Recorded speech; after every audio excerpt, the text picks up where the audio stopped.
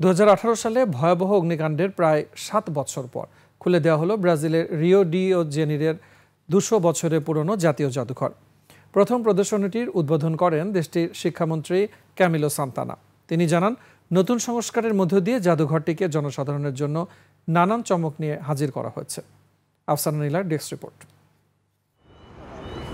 2018 সালে আগুন লেগে সম্পূর্ণ পুড়ে যায় ব্রাজিলের রিও ডি জেনেরিওর জাতীয় জাদুঘরটি। এর 7 বছর পর জনসাধারণের জন্য খুলে দেয়া হলো সংগ্রহশালাটি।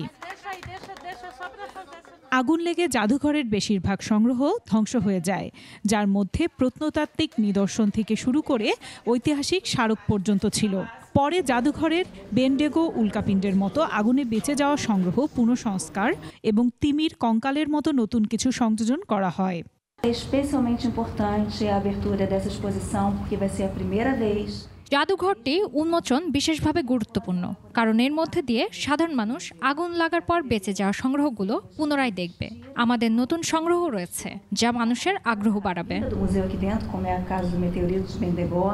আবারও জাদুঘরটি খুলে দেওয়ার আগে ব্রাজিল এবং বিশ্বের সাংস্কৃতিক ও বৈজ্ঞানিক নানা বিষয়ের ওপর গুরুত্ব দেওয়া হয়। জাদুঘরটি একটি শিক্ষামূলক এবং বৈজ্ঞানিক স্থান, যা জনসাধারণকে নতুন করে শেখার সুযোগ করে দিবে। সংস্কার কাজ এত ভালো হয়েছে যে সবাই এসে বেশ মজা পাবে। Federal university of Rio de Janeiro এবং শিক্ষা মন্ত্রণালয়ের সাথে যুক্ত এই জাদুঘরটি 1818 সালে প্রতিষ্ঠিত হয়েছিল। এতে মিশরীয় নিদর্শন এবং ব্রাজিলে পাওয়া প্রাচীনতম মানব জীবাশ্ম সহ বেশ কয়েকটি ঐতিহাসিক সংগ্রহ ছিল।